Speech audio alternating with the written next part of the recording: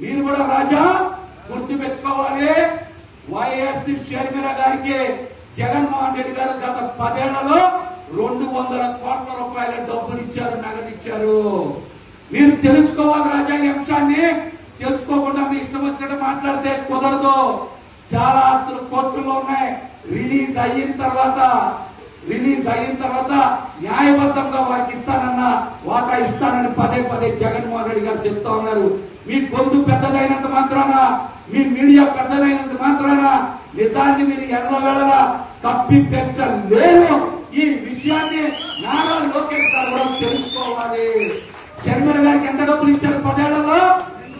ఎంత? అది కూడా నగదు రూపంలోనే ఇచ్చారన్న విషయాన్ని రాజా తెలుసుకోవాలి. నారా లోకేష్ గారు, మీరు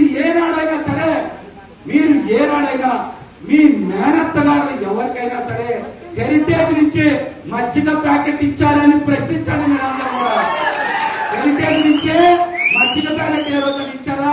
కానీ జగన్ గారు వారి సోదరికి 200 కోట్ల రూపాయలు నగదు ఇచ్చారనే విషయాన్ని మీరు నొక్కేస్తే, దాచేస్తే అటువంటి నిజాలు ఆగవని కూడా ఈ సందర్భంగా తెలియజేస్తున్నా. మాటికి జగన్మోహన్ రెడ్డి గారిని ఎవరు మాట్లాడుతూ ఉన్నారు? ప్యాలెస్ లో ఉంటారని చెప్తా ఉన్నారు.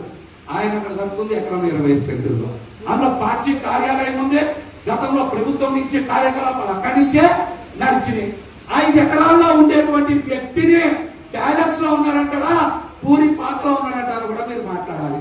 అమరావతిలో 5 ఎకరాలు భూమి కొనుక్కుంది ఎవరు? చంద్రబాబు నాయుడు గారు 5 ఎకరాలు కొనుక్కుంటే ఆయన ప్యాలెస్ కట్టుకుంటాడా? ఇంకెవరైనా ప్యాలెస్ కట్టుకుంటారా? ఆయన కదా ప్యాలెస్ కట్టుకునేది. కుప్పంలో ఇంకో ఇల్లు కట్టుకుంటా ఉన్నాడు. అయిపోయింది, మొన్న గృహప్రవేశం చేశారు. మరి దాన్ని ఏమంటారు? కరకట్ట కింద ఇంకొక ప్యాలెస్ ఉంది, అది కూడా మాట్లాడుతున్నా. హైదరాబాద్ లో ఇంకొక ప్యాలెస్ ఉంది. ఇవన్నిటి గురించి మాట్లాడితే ఇవన్నీ రాజప్రసాదాలే.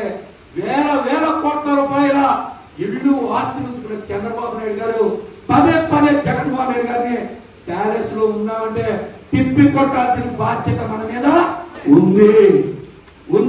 అట్లానే మన ఉప ముఖ్యమంత్రి పవన్ కళ్యాణ్ గారి కార్యాలయం ఎంత ఉంటుందో తెలుసా? 15 ఎకరాల్లో ఉంటుంది. ఎంతలో ఉంటుంది? 15 ఎకరాల్లో ఉంది. ఆయన ప్యాలెస్ లో ఉంటున్నారా? ఎకరంలో ఉండేటువంటి జగన్మోహన్ రెడ్డి గారి ప్యాలెస్ లో ఉంటున్నారా? 15 ఎకరాల్లో ఉప ముఖ్యమంత్రి కార్యాలయం ఉంది. గతంలో జగన్మోహన్ రెడ్డి గారు ఏమన్నారు? మీరు ఇంటి నుంచే పరిపాలన చేస్తారండి, బయటికి రారండి అని మాట్లాడారు. ఇప్పుడు ఉప ముఖ్యమంత్రి గారి కార్యాలయంలో నుంచి ఇక్కడ పాలన చేస్తున్నారు. జనసేన పార్టీ కార్యాలయం నుంచి ఇక్కడ పాలన చేస్తున్నారు. దీని గురించి ఎందుకు మాట్లాడరు? అంటే మీరు చేస్తేనేమో అవన్నీ మంచి పనులు, సంగతి బాగోలేదు కూడా. మీరు చేస్తేనేమో మంచి పనులు, మిగతా వాళ్ళ మీదేమో మీడియా చేతిలో ఉంది కదని బురదజల్లే పనులు మాట్లాడతారా? చెప్పమనండి. మంగళగిరికి ఇచ్చే తమ్ముడు అన్నయ్య కోసం, తమ్ముడు ఎవరు తెలుసా? ఎవరు అన్నయ్య? ఎవరు తమ్ముడు అన్నయ్య కోసం ఏం చేశాడో తెలుసా? మంగళగిరిలో అల్లా బక్షు అనే వ్యక్తిని బెదిరించి 60 సెంట్ల భూమి రిజిస్టర్ చేయించిన మాట ముమ్మాటికి నిజం. అల్లా బక్షు ఫైల్స్ గురించి కూడా తర్వాత మాట్లాడతా. ఇది సందర్భం కాదు, అందుకని చెప్తాను. తర్వాత ఖచ్చితంగా మాట్లాడతాం. అల్లా బక్షు ఫైల్స్ ఎవరు తెచ్చారు? అన్న మీద ప్రేమతో తమ్ముడు అల్లా బక్షు నేను చెప్పముందే నేను చెప్తా ఉన్నాడు. ఆ ఫైల్స్ గురించి కూడా మాట్లాడతాం. వెన్నుపోటు దినోత్సవం దేనికి చేస్తున్నాం తెలుసా? వైఎస్ఆర్సీపీ పార్టీ చేస్తారా, జగన్మోహన్ రెడ్డి గారు చేస్తారా? ఇది 5 కోట్ల మంది ప్రజలకి వెన్నుపోటు పొడిచి సంక్షేమ పథకాలు ఇవ్వకుండా, అభివృద్ధి చేయకుండా 1,25,000 కోట్ల రూపాయలు అప్పులు చేసి 5 కోట్ల మంది భవిష్యత్తు మీద దబా 6 సార్లు వెన్నుపోటు పొడిచినందుకు జనసామాన్యం తరఫున వైసీపీ సైన్యం, జగనన్న సైన్యం చేస్తున్న పోరుబాటే వెన్నుపోటు కార్యక్రమం కూడా తెలియజేయండి. 5 కోట్ల మందికి అండగా నిలబడటానికి, 5 కోట్ల మందికి సంక్షేమ పథకాలు అందించడానికి, 5 కోట్ల మందికి అభివృద్ధి అందించడానికి చంద్రబాబు పవన్ కళ్యాణ్ గారు చేసినటువంటి మోసాన్ని తెలియజేయడానికే వెన్నుపోటు కార్యక్రమం చేస్తా ఉన్నాం. మొదటి ఏడాది ఒక్క పథకం ఇచ్చారా? ఒక్కరమన్నా ఇచ్చారా చెప్పమనండి. అమ్మఒడి ఇలా, రైతు భరోసా ఇవ్వాలా, ఫీజు రీంబర్స్మెంట్ ఇవ్వాలా, ఉచిత గ్యాస్ సిలిండర్ ఇవ్వాలా, ఉచిత బస్సు ఇవ్వాలా, ఏమి కార్యక్రమాలు ఇవ్వలేదు కదా.